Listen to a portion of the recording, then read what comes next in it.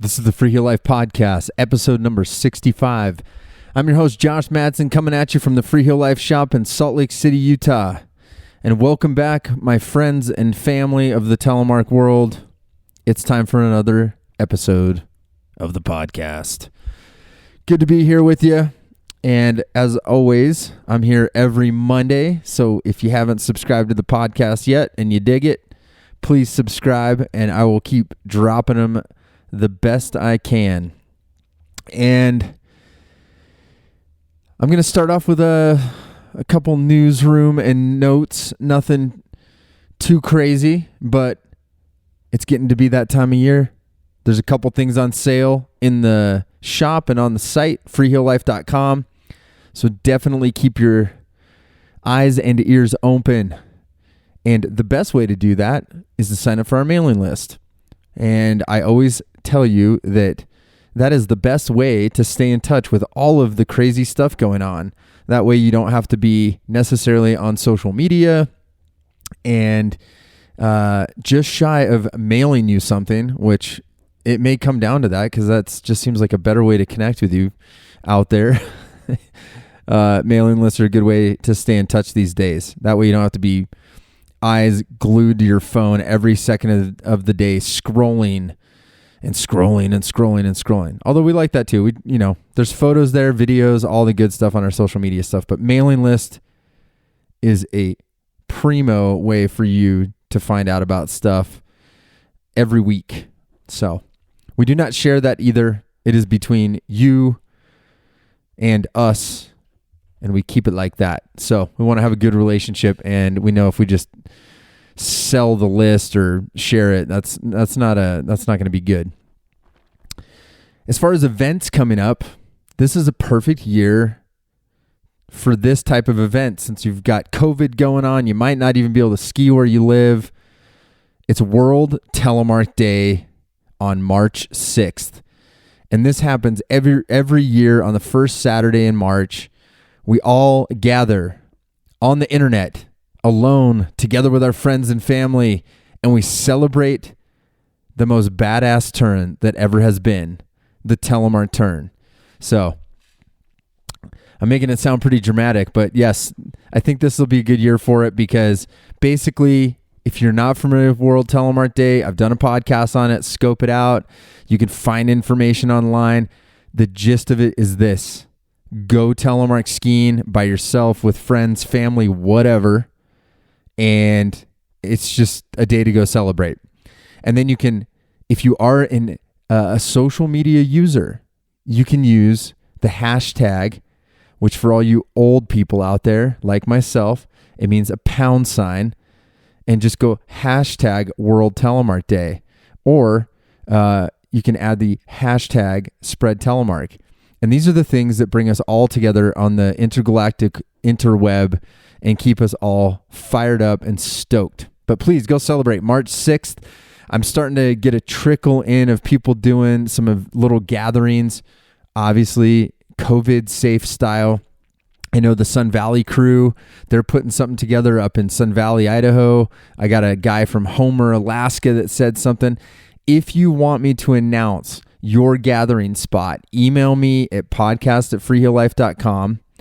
Just put World Telemark Day, gathering spot, and any info, this resort, this time, and I will put it out on the airwaves. And social media, whatever. Whatever I can do to get it out there and help you guys.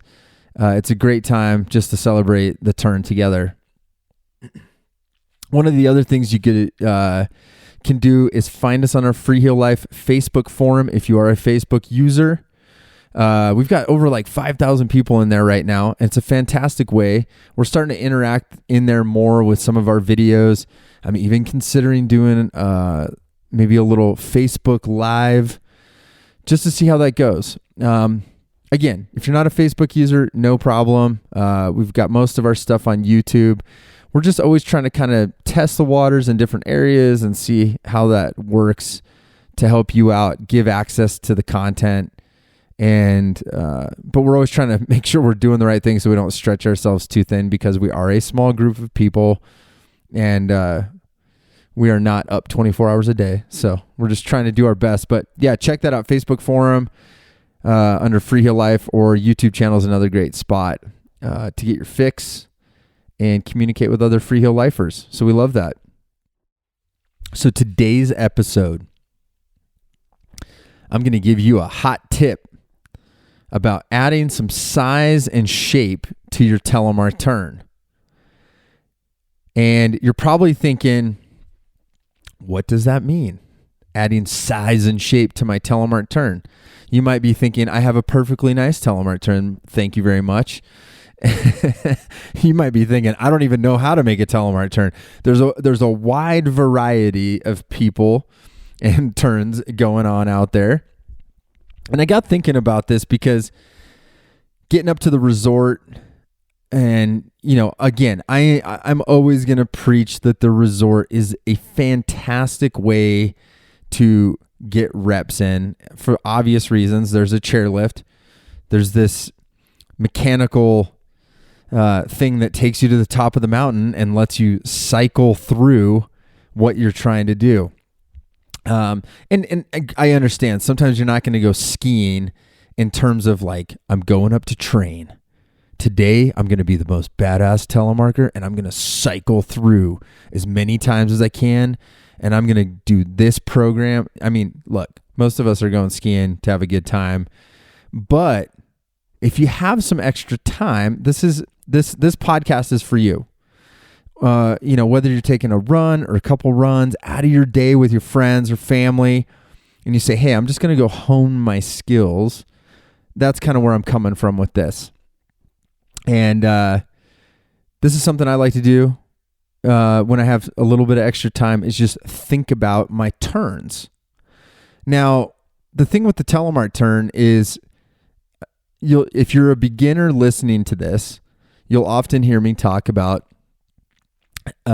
it's an expensive pay-in, so to speak, depending on how athletic you are and how your mind works, and what it might take to get into Telemark, or how much time you have to practice. These are all factors that play in until it sort of clicks. But once you get the turn down, this is kind of what got me thinking about this, is as a beginner, once you start linking turns, a lot of times you're kind of stuck. And what I mean by linking is, you're going from one Telemark turn and linking it to the next. You're going one turn, then the next, and back. I mean, it's really one of the cruxes, but sort of the final crux before you really call yourself a telemark skier. You've earned it. You know what I mean? You've earned the turn, and you've linked them up. But with that said, once you start linking turns, I think a lot of times, especially when I'm seeing a beginner, they kind of have one turn, and it's one shape, meaning they're kind of going to the right one direction for a certain amount of time, and then it kind of the left. And it's maybe fairly symmetrical. Maybe it's a little lopsided, depending on a strong side and a weak side. That's common too, especially when you're starting out. Oh man, it feels really good to the right, but to the left is just garbage. That's fairly common too. So you've kind of got like this lopsided thing going on. Intermediate into expert, you're kind of getting into, you're skiing a groomer. You'll see people ski a certain style where the shape of the turn is kind of determined by their style. And so today what I wanted to do was kind of go into this idea of how to add both size and shape to this existing turn that you have, no matter where you are in the telemark, the lifestyle, or I'm sorry, the life cycle of a telemark skier. Whether you're a beginner or an expert, or you are maybe so rad you don't even have a description for yourself. You're so out there, you're so incredible that you might not even know where you're at.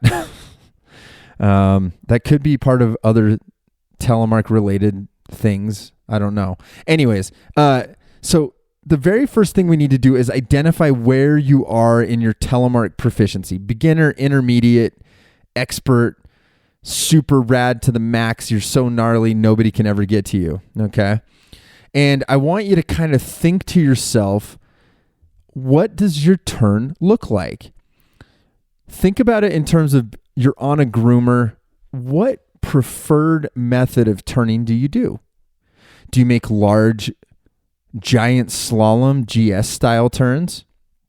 Do you do quick, slalom style turns? Do you do, beginners? A lot of times you'll kind of, even if they're linking turns, you might see this sort of angular style where they're like going across the fall line in a line and then they're coming back the other way. It almost ends up looking like a switchback down the hill. But this is what I need you to do is identify what your primary size of turn is. Okay? Identifying what turn is small, medium, large, no shape. Like I said, there's a couple people that are going to kind of zigzag, and that's going to be your primary method that your brain just kind of goes to it. It's saying, when I telemark, this is what I'm going to do. And a lot of that, a lot of this you might be saying like, well, where does this all come from? Like, why would one person make a turn one way? Why would another person make another? That's a good question. I think some people, a lot of these turns tend to come from one thing, and that's the location that you learned how to telemark. And I'm going to kind of get into this because features of the mountain are really what we're going to start utilizing next to help develop more size and shape to the telemark turn.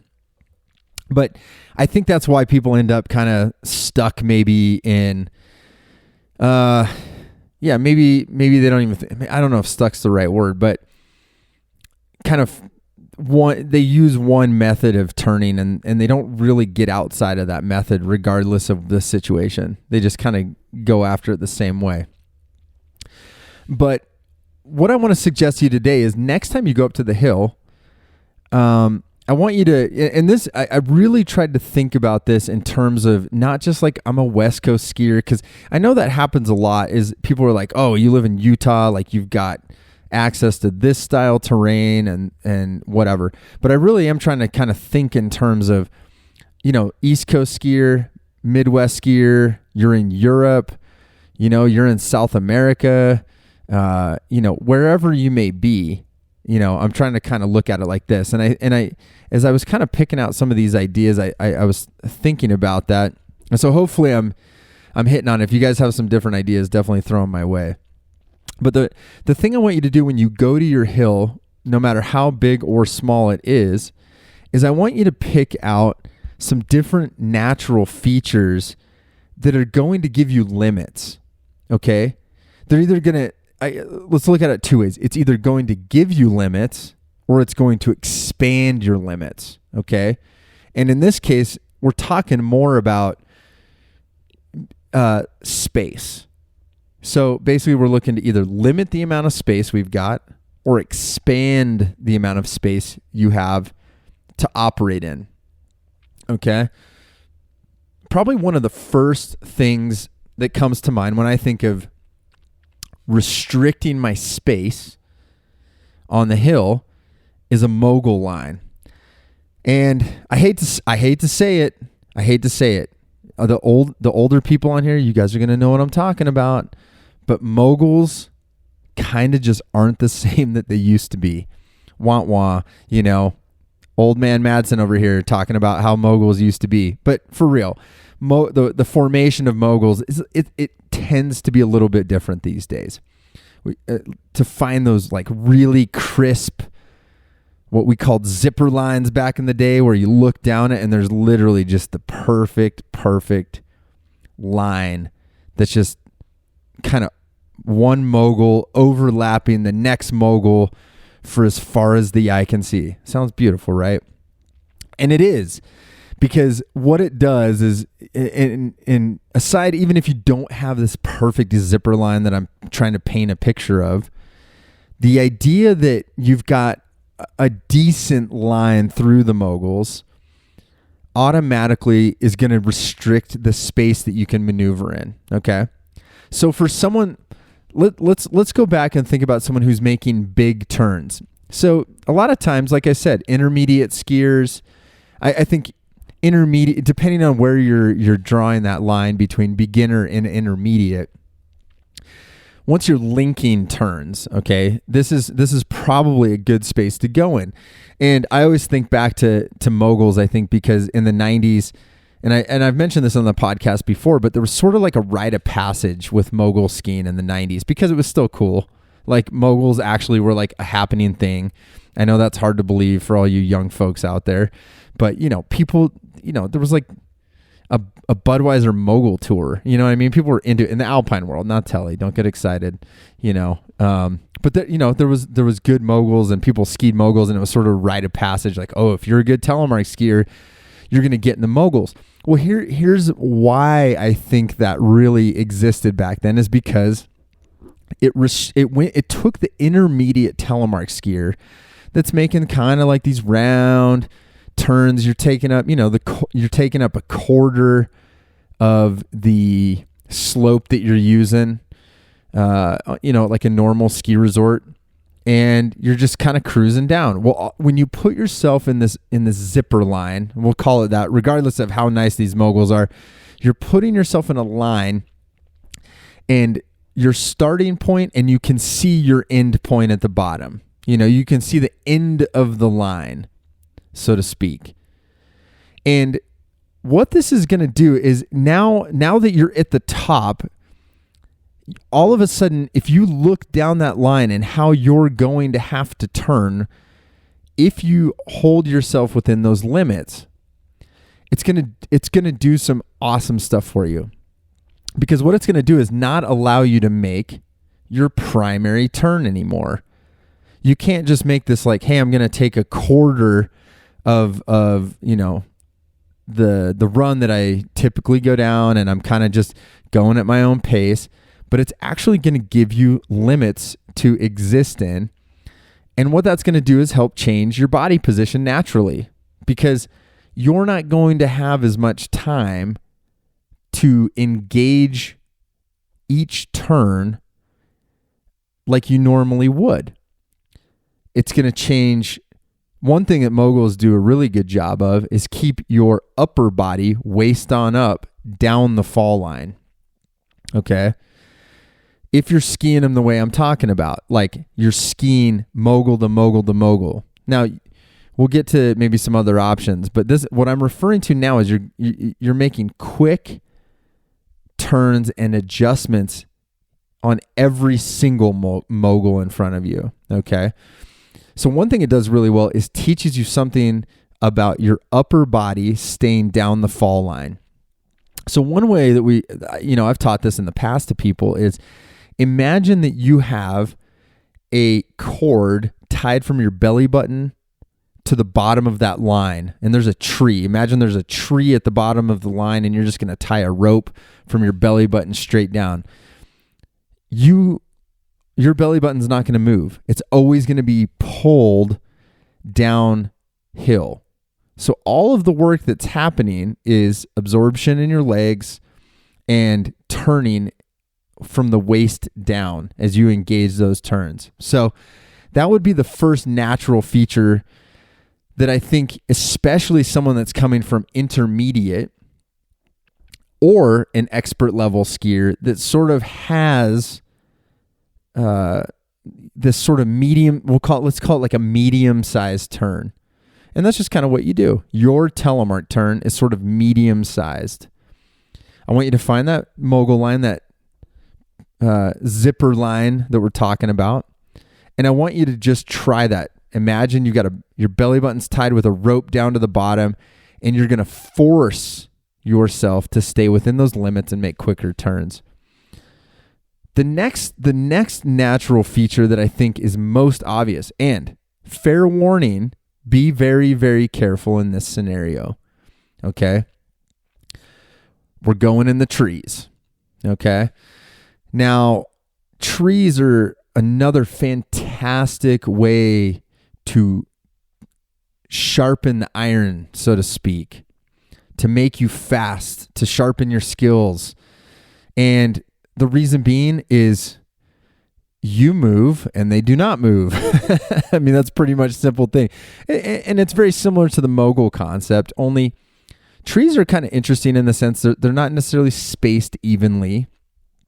And depending on where you live, you can kind of get different challenges out of them. So what I was going to say is one of the things I always tell people is, someone who's east of the Mississippi in the United States when they say they're skiing the woods.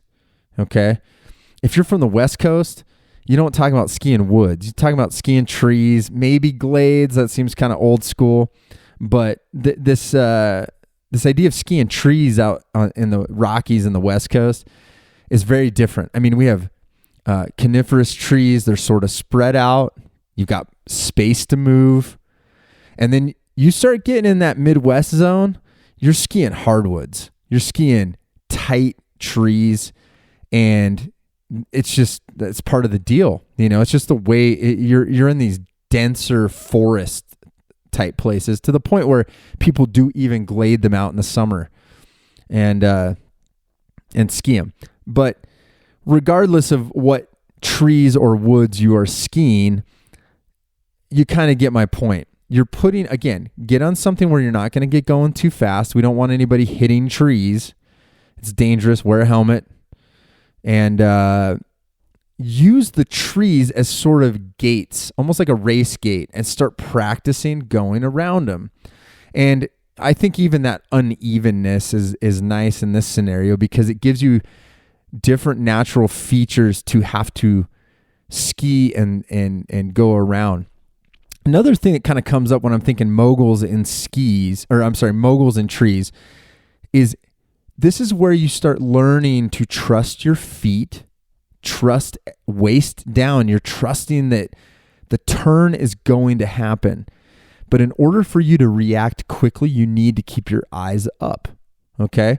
So you're looking down, you're looking ahead, and you've got to be looking up and out in order to achieve reaction in the proper amount of time. And that's incredibly important, because if you're looking down at your feet at every single motion that you're doing, it's catastrophic, because one, you can't increase speed and maneuverability by looking down at your feet or even just a little bit in front of you. So you've got to sort of develop this sense of moving and maneuvering around things by second nature. So it's a process. So again, be safe, don't get too much speed, and kind of going back to, just like I said, have little outs that you can get to.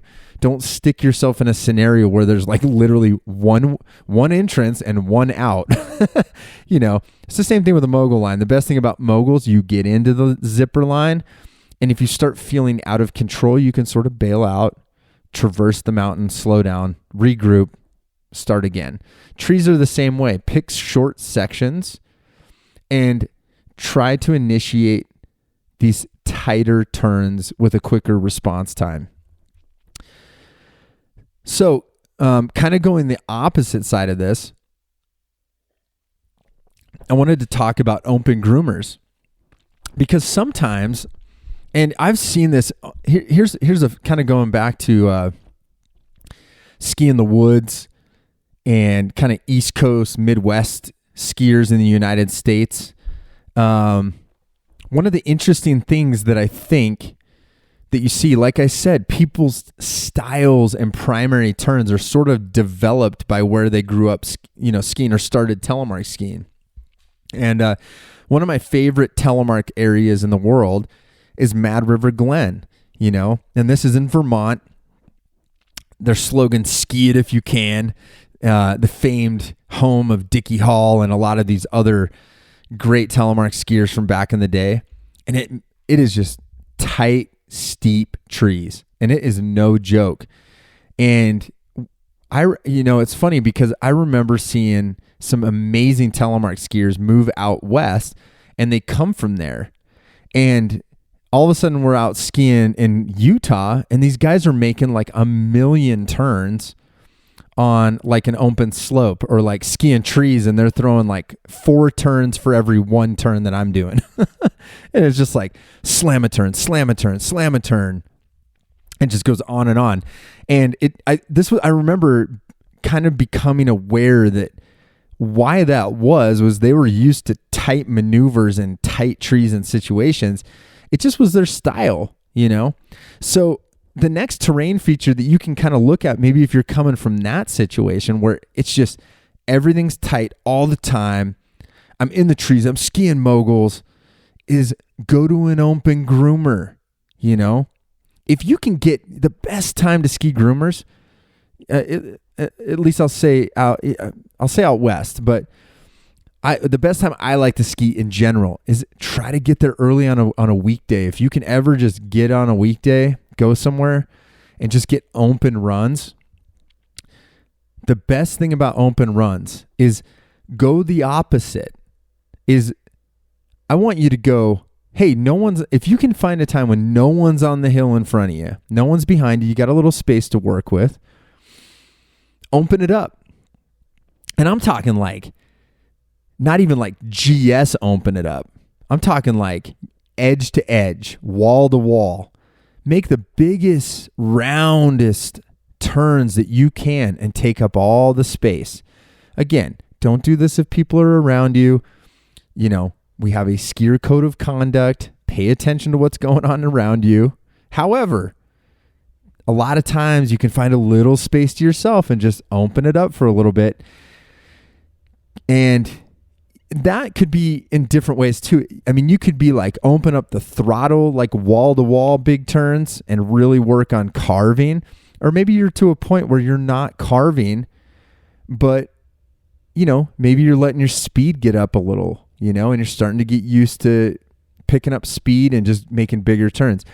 But the main idea of this is open it up to a way where you can actually feel bigger GS and even like bigger turns than that.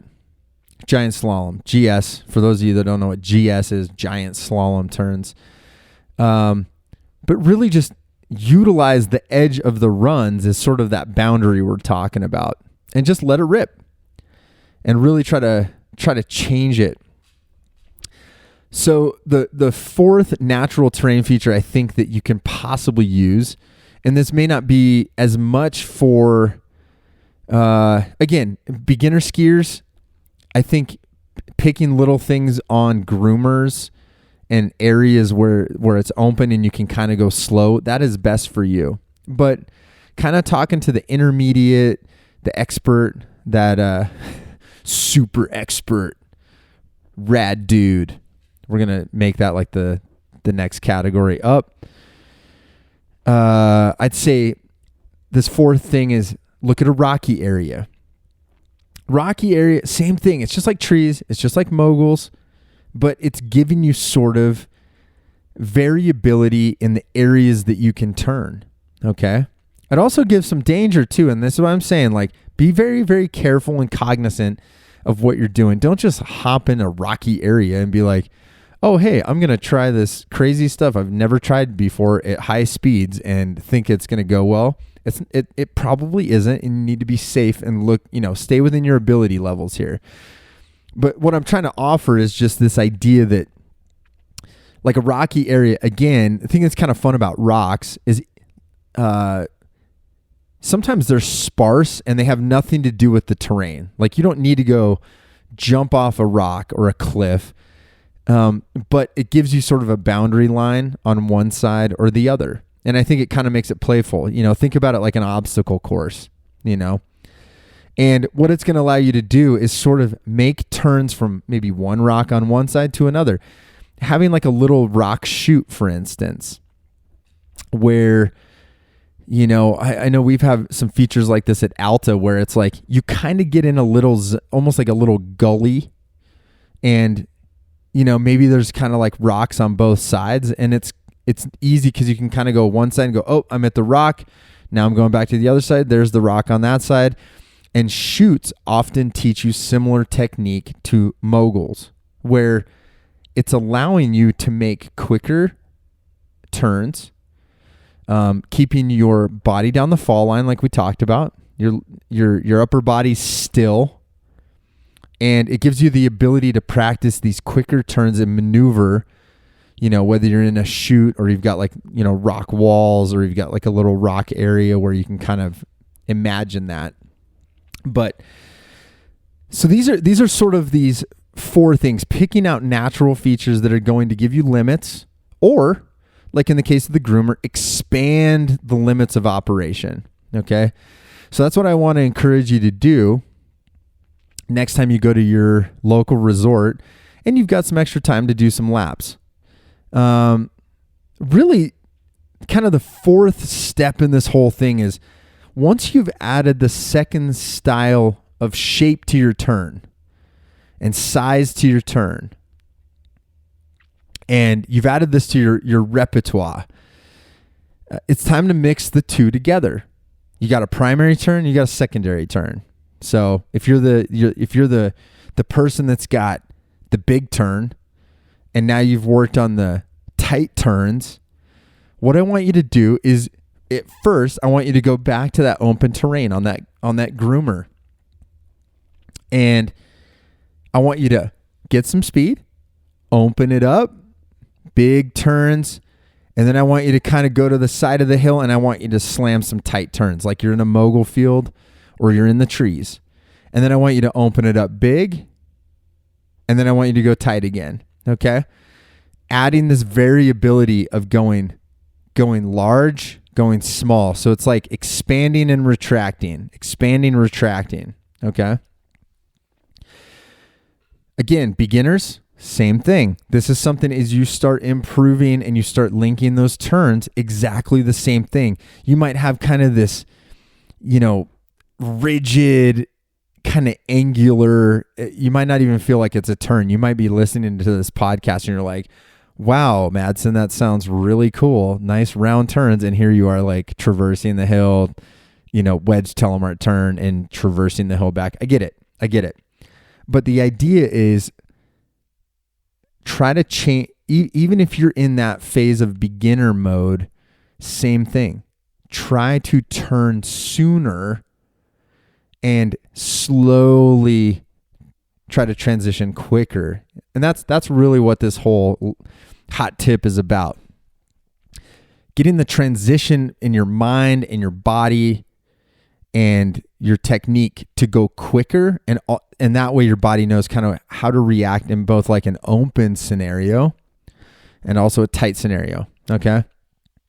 So once you've done this kind of open terrain where you've added the second style of, size and shape turn, then I want you to find some slopes that have sections to it.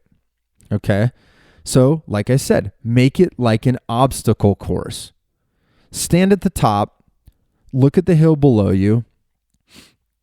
Almost anywhere you're going to ski in a resort situation is going to have multiple situations in the view. You're going to stand at the top at the resort and you're going to go, okay, cool. There's a teeny little mogul section over there on the right. Then I've got a groomer that I can kind of traverse to that's right off the side of the mogul field.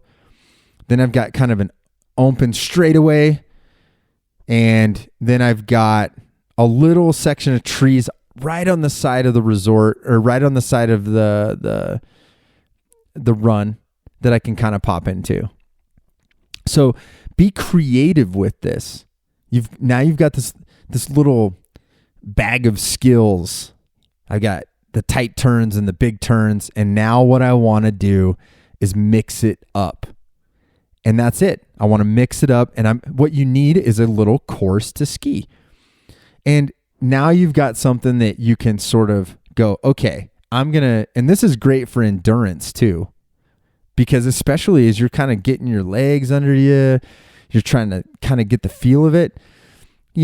At first, maybe do a section, stop. Do the second section, stop. Do the third section, stop. Do the fourth section. Now you've completed the obstacle course. Next time you try to link 1 and 2, pause, link 3 and 4, and you can see where this is going. Next time you try to do the whole thing through. This is a great way for you to challenge yourself as you're going along and see how you can challenge yourself to try all the different turns and scenarios. And, no run's going to be the same, right? Like, you're going to hit a bump differently one time. You're going to have more speed than you thought. You're going to get kicked out of a mogul line. That tree's going to come up a little faster than you wanted to. This is it. You got to get to where you're able to mix up your speed and the shape and style of your turns. And this is it. This is increasing your skill level. It's sort of an incremental rate, a little bit at a time. It's something you can do, one run and mix it up. Or even when you're skiing with your friends, you're not all doing the same thing, So this is a great opportunity to kind of mix it up as you go. And, you can see how we can add all sorts of other shapes and sizes to our own personal telemark turn as we go throughout the day skiing and wherever we're at. This is something that's good. So really the last thing just to kind of put into your brain is repeat. That is the key to telemark. Whether you're a beginner, literally just trying to even learn how to drop a knee, or going through this exercise, this hot tip of adding size and shape to your telemark turn, it's repetition, dedication, and just putting in the time. And I'm a big believer that is what keeps people passionate about telemark skiing, is the challenge that, once you learn the turn, it ain't over. It's just the beginning. And there's so many things that we can do to challenge ourselves, in terrain, in snow conditions, times of year, you name it. It's an endless mastery program on the same skis and bindings and boots that you've got every week. So I had a great time talking about this. I hope that you enjoyed this hot tip and it helps your telemark skiing this week. So as always, my friends, like I said, sign up for the mailing list. I already gave you the whole shenanigans on why that's good. You can always support the content that we're making across the board in the podcast directly. If you want to throw a little extra donation of your choice to paypal.me/freeheellife. Please, we encourage you to shop with us at freeheellife.com. We want to be the telemark shop that you go to. And please bring all of your questions to us. We would love to answer them. We love the challenge of trying to solve your problems. We love helping you out no matter where you live. And in most cases, we can ship you stuff. And we love doing that too. So thank you for the support, everyone, this year thus far. It has been an incredible year despite all the weirdness that's going on. And we love you for that. And we're going to keep it going. Articles you can find on telemarkskier.com. Check out all of our social media. Like I said, don't waste all your time on there, but there's some good stuff on there to help you through the day. And you can always email me direct at podcast@freeheellife.com. Thank you for listening. I appreciate it more than I can ever express to you. Hopefully I'm doing a good job of expressing it to you every week because I'm having a blast. So until next week, brothers and sisters, protectors of the turn, spread telemark always.